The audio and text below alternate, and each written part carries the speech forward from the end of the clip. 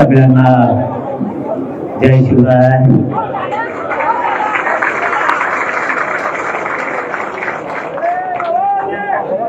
सगळ्यात अगोदर या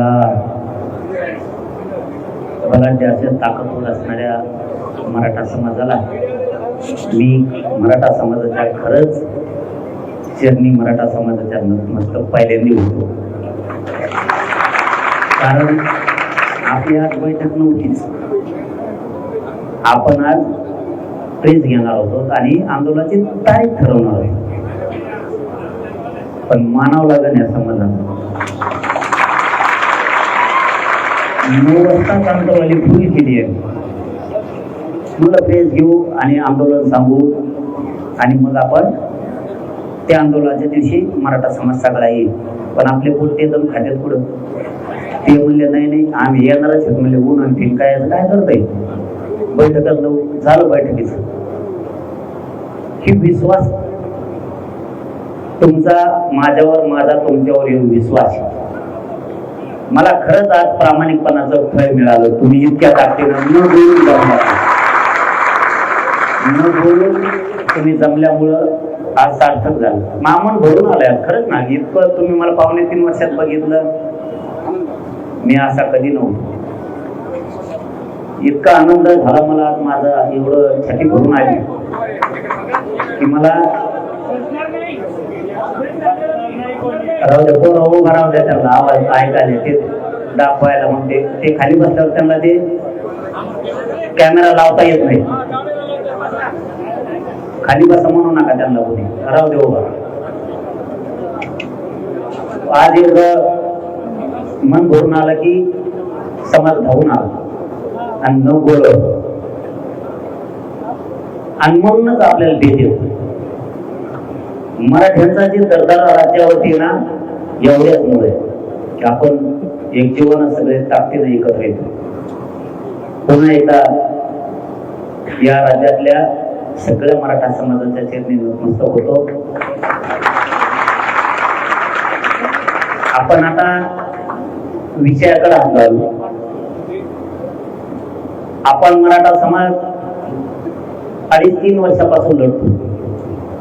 समाजाच्या पदरात पडलं तर हो पडलं. कधी 70-75 वर्षात न मिळणार या समाजाला मिळालं.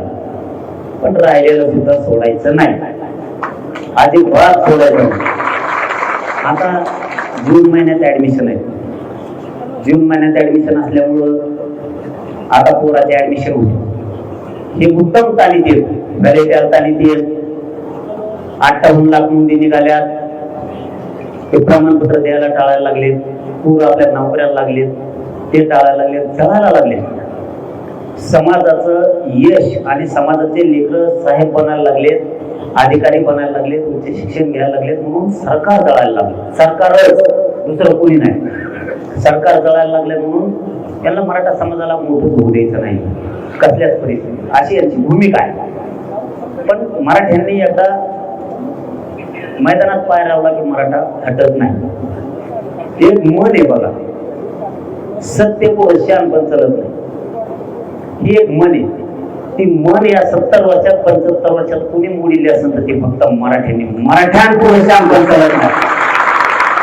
म्हणून आपण प्रत्येक वेळेस सांगतो आमच्या समाजाची फसवणूक करू नका. पण ते उठलं सुटलं. मला एक गोष्ट नाही कळाली भाऊ. एवढा द्वेष आपल्या समाजात यांना हाय करू. मला सांगा भाजप मधला मराठा कार्यकर्ता असो किंवा पदाधिकारी असो किंवा आमदार मंत्री असो त्याच्या लेखी बळीला आरक्षण लागणार नाही का? आपला पक्ष सत्तेत आला काँग्रेस शिवसेना राष्ट्रवादी म्हणून त्यांचे लेकर मोठे होणार आहेत का? पण मराठा समाज इतका हुशार झाला तिथं एक लय समाजाला मानतो आपण. मराठीने 2 भाग केले. पक्षाच्या ठिकाणी इथं लेकरा बाळाचा आयुष्याचा प्रश्न म्हणते. म्हणून भाजप पासून सगळ्या पक्षातले मराठी भाजप शिवसेना राष्ट्रवादी काँग्रेस सगळे एक जीवानं या लढ्यात लेकरा बाळाच्या स्वतःच्या बाजूने. तुम्ही पक्षाच्या बाजूला राहता तुमचे लेकर होणार. तुम्ही नेत्याला मान देताल, नेता मोठा होणारे, तुमचा नेतृत्व संपला म्हणून समजायचं. तुम्ही पक्ष वाढवता तर जात वाढणार नाही, तुमचं पोरग पोरगी वाढणार नाही. म्हणून आपला मराठा समाज बदलला ना, याच्यात आपल्यात लय मोठा आनंद आहे. मराठा समाज इतका बदलला की मराठा समाज पक्षाला विचारत नाही, त्या दिवशीच काम करतो, करायचं असलं तरी पक्षाचं तेवढे दिवसापूर्वी. दुसऱ्या दिवशी स्वतःच्या समाजाच्या लेकराच्या बाजूने सगळे टाकते नाही. 4-2 मंत्री बोलते ती भागवेगळा आहे, कारण त्यांना काहीतरी मिळवायचंय म्हणून ते बोलते. मी हे का सांगतोय तुम्हाला, आपल्याला समाजाच्या बाजूने हुशार होणं गरजेचं. समाज हे आपल्यासाठी देव असला पाहिजे.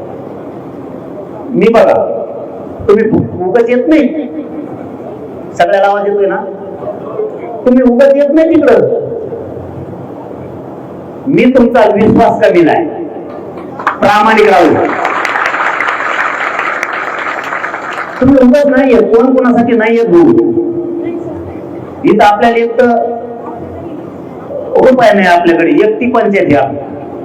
पैसे ओले बदगे आपल्याला येत नाही.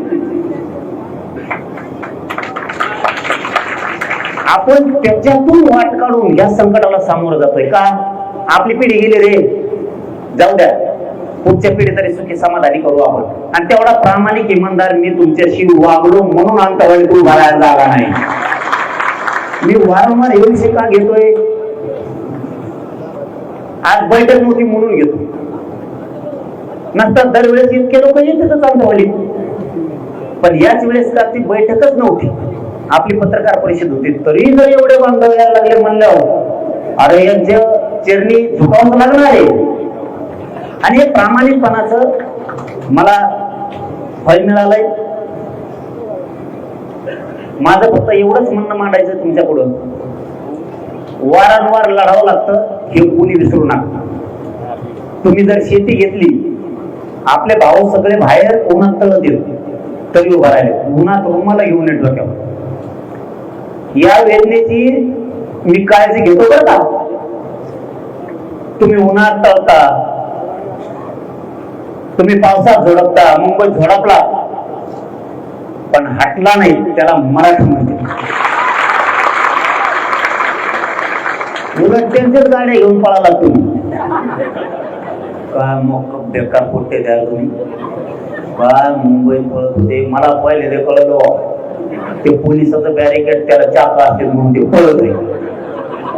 अरे बेजार जाते ना. मुंबईत जिवंत केली तुम्ही, जिवंत विचारानं जिवंत केली. आता मुंबईतले लोक काय म्हणतात माहितीये का, परत येणार आहेत का आपण लोक राय तिकडं, ते म्हणते एकदा या हो पुन्हा. अरे तू इथे आम्हाला इतक्याला म्हणावं लागतंय ना. म्हणजे लोकांना लोक कदरत असते तर त्यांना आस लागली, आस. तुम्ही मराठ्यांनी मुंबई जिवंत केली विचारानं पुन्हा, नसता त्यांचं 2-3 काम होते, ड्युटी आणि घर.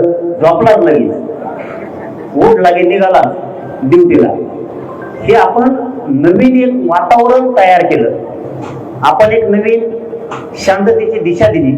आता पण शांततेतच होणार आहे, पण आंदोलन असं होणार आहे. आता असं करायचं,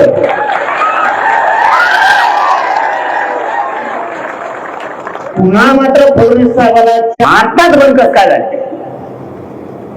फडणवीस साहेब तुम्ही जरी मंत्री असला तरी मराठ्यांनीच केलेले ते ध्यानात ठेवा. तुम्हाला वाटत तुम्ही हुशार आहेत, पण गोरगरीब शेतकरी मराठा सुद्धा लय हुशार आहे, तुम्ही सोडू नका. तुम्ही आमचे प्रमाणपत्र तुम्ही रोखले, त्याचं कारण सांगतो मी. आज मी तुमच्यापुढे सगळं बोलणार आहे. तुम्हाला ऊन लागतंय, सगळ्या बाजूला उन्हात तळत येत पोरं, याची सुद्धा जाणीव आहे. पण आपण तळ्याशिवाय आपल्या लेकराला सुखाची सावली नाही येणार. आपण जिंकू तेव्हा आपली पुढची पिढी मोठी होणार आहे. अधिकाऱ्यांना जर विचारलं ना, कुणबी प्रमाणपत्र हैदराबादच्या गॅझेटेनुसार द्या, ते म्हणते सरकारनं सांगितलंय आम्हाला देऊ ना. मग याला जबाबदार कोण? देवेंद्र फडणवीस साहेब, दुसरा कोणी नाही. त्याचं कारण पण सांगतो लगेच. मी पहिल्यांदा सांगितलं त्यांचा काय मी विरोधक नाही, पण जे सत्य ते मी सांगणार. त्याचं कारण असं आहे, एक 4-5 महिन्यापूर्वीचं भाषण बघा तुम्ही फडणवीस साहेबांनी. फडणवीस साहेबांनी एक 4-5 महिन्यापूर्वी अधिवेशनात भाषण केलं. मंत्र्याला किंमत नाही असं ते म्हणले. मुख्यमंत्री सर्वसाधारण. मग आमचे प्रमाणपत्र सुद्धा तुम्हीच रोखले. आता बोध का नव्हते. भाग दुसरा, पहिला अगोदर क्लिअर करू की हैदराबादचं गॅझेटियरचा JR काढला, त्याची अंमलबजावणी पण सरकारनं केली. त्याचं कारण असं की सरकारनं एक जाहीर स्टेटमेंट केलंय, 308 कुणबी प्रमाणपत्र गॅझेटियर प्रमाणे निघाले. याचा अर्थ हैदराबादचा JR लागू झाला, अंमलबजावणी झाली, त्याचा अर्थ असा आहे. पण तिथून पुढचे प्रमाणपत्र का दिले नाही? तुम्ही जी स्थानिक चौकशीचा अहवाल तयार केला त्यानुसारच कुणबी प्रमाणपत्र आम्हाला पाहिजे, त्यानुसारच तुम्ही प्रमाणपत्र द्या. फडणवीस साहेब या गोरगरिबांच्या मन जिंका, कवा माझ्या तुम्हीच करा. काय करायचं आम्हाला राजकारणाचं, सत्तेचं फटकेचं? मला नाही हावटीचे, माझ्या समाजाला पण नाही, पण आमच्या लेकरं नाही म्हणून देऊ शकत आम्ही. तुम्हीच नाही, तुमच्या 50 पिढ्या बी आल्या तरी मी मराठ्याला फडणवीस साहेब धक्का बी लागू देणार नाही. तुम्ही कितीही ताकद लावा, मराठ्यांचं वाटवून नाही होऊ देत. दुसरं काय सांगितलं त्यांनी मुंबईत आपल्याला, शेव झाला एक भाग. हैदराबादच्या JR प्रमाणे मराठवाड्यातले मराठे हे सगळे कुणबी आहेत. मराठवाड्यातल्या मराठ्यांना आता इथून पुढच्या काळात प्रमाणपत्र वाचून फडणवीस साहेबांनी रोखू नये. सगळ्यांना कुणबी प्रमाणपत्र देऊन सगळ्यांच्या व्हॅलिडिटी द्यायच्या. आंदोलनाच्या तारखेच्या आत नसतं आंदोलन भयानक होणार आहे. दुसरा भाग, 58 लाख कुणबी नोंदी सापडल्या, त्याचे सगळे प्रमाणपत्र द्या. ग्रामपंचायतला महाराष्ट्रातल्या जे 58 लाख नोंदी सापडल्या त्या ग्रामपंचायतला लावा. मुख्यमंत्री एकनाथ शिंदे साहेबांनी त्यावेळेस अभियान घेतले होते. जे सत्य ते करायला दिलखुलास केलं पाहिजे या मताच्या आधी. एकनाथ शिंदे साहेबांनी अभियान घेऊ प्रमाणपत्र दिले, कारण नोंदी सापडल्या त्या घ्यायचं काय काम. तसंच फडणवीस साहेबांनी करावं ही आमची इच्छा आहे. मी आजच बोल बोलतोय, आंदोलनाच्या तारखेच्या आज जर तुम्ही केलं नाही तर तुम्ही सगळे पट्ट्यावर घेतले म्हणून समजा. फडणवीस साहेबांसहित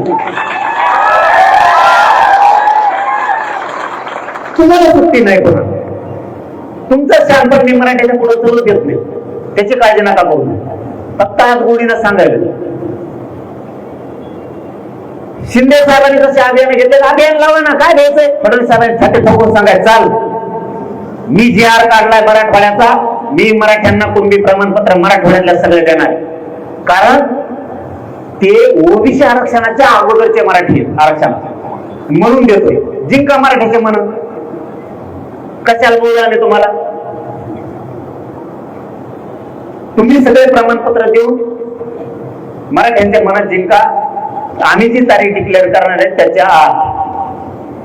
मुद्दा तिसरा, साताराचा संस्थांचा JR तुम्ही का काढत?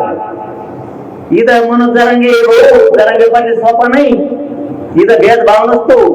5 विभाग आमचे, अखंड महाराष्ट्र आमचा आहे. मराठवाड्याला मिळालं मग पश्चिम महाराष्ट्र माझा अजिबात नाही. पश्चिम महाराष्ट्रातले मराठी एक शब्द सुद्धा बोलत नाहीत, का तर त्यांना विश्वासी ह्योच भरोसा आरक्षण देऊ शकतो.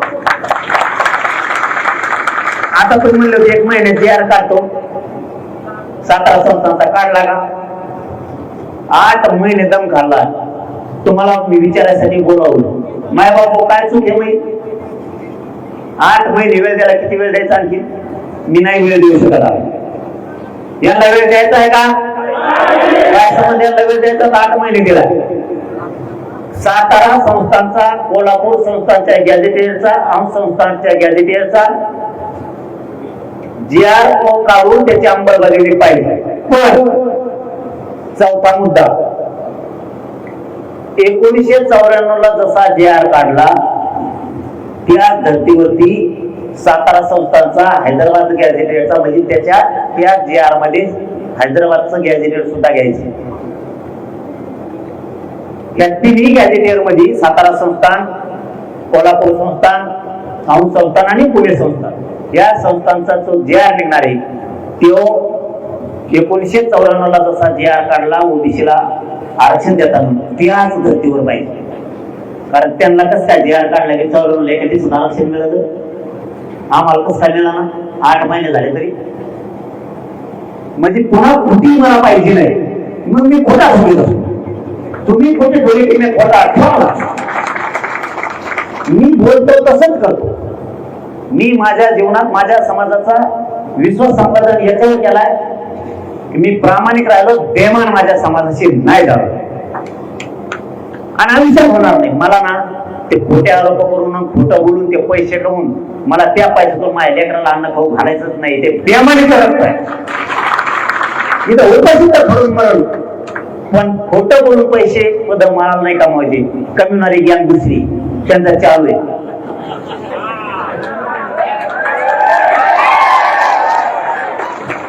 मी शांताराम म्हणतो यांच्यातले खतखली, मी शांताराम म्हणतो एका दिवसात भोगा करते.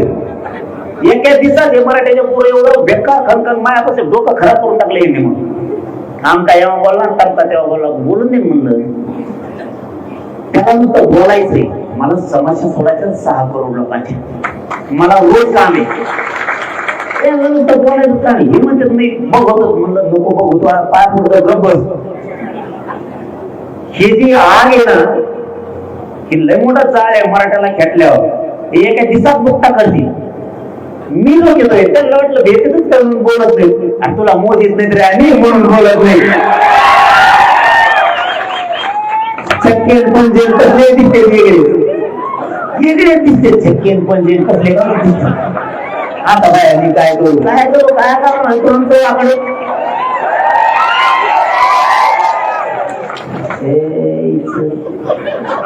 नाही तर काय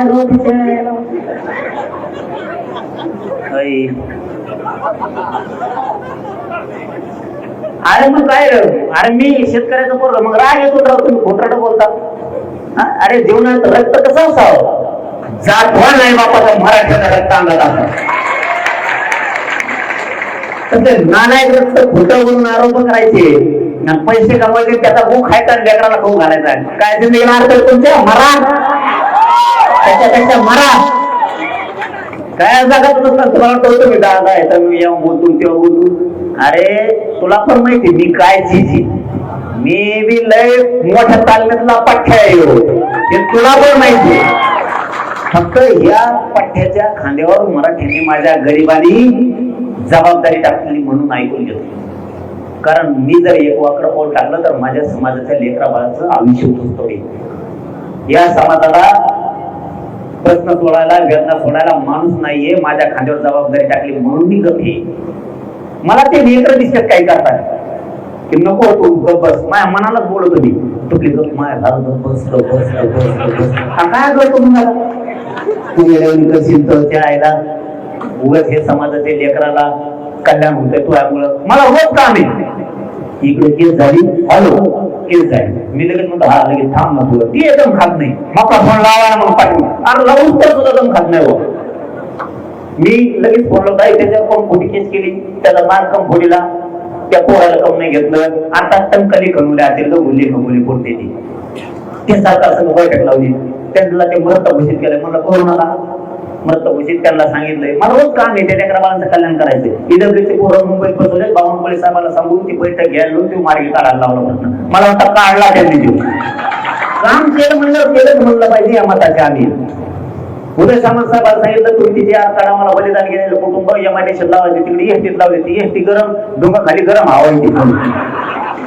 म्हणजे आमचे लेकर मेले आमच्या समाजासाठी. त्यांचे कुटुंब पडले तर त्याला तिने एसटी गिअर लागून टाकायला लागतो इथून असं. ती गिअर सुद्धा हातात येत नाही ते एसटी, आणि त्याला एसटीत टाकले. ती शिकलंय मारणाचं आणि त्याला एसटीत राहिलं. शिक्षणाप्रमाणे द्या, माझ्या लेकराचं कल्याण होत्या ना. या भूमिकेत मी, म्हणून मी येणार लागत नाही. मला रोज काम आहे, रोज काम आहे. युट्यूब साईट मध्ये त्यांच्या काय सोडायच्या कुठला शब्द कमी येतात भारतात कोणत्याच पुस्तकात लिहिलेले असे शब्द आहेत मग आपल्याला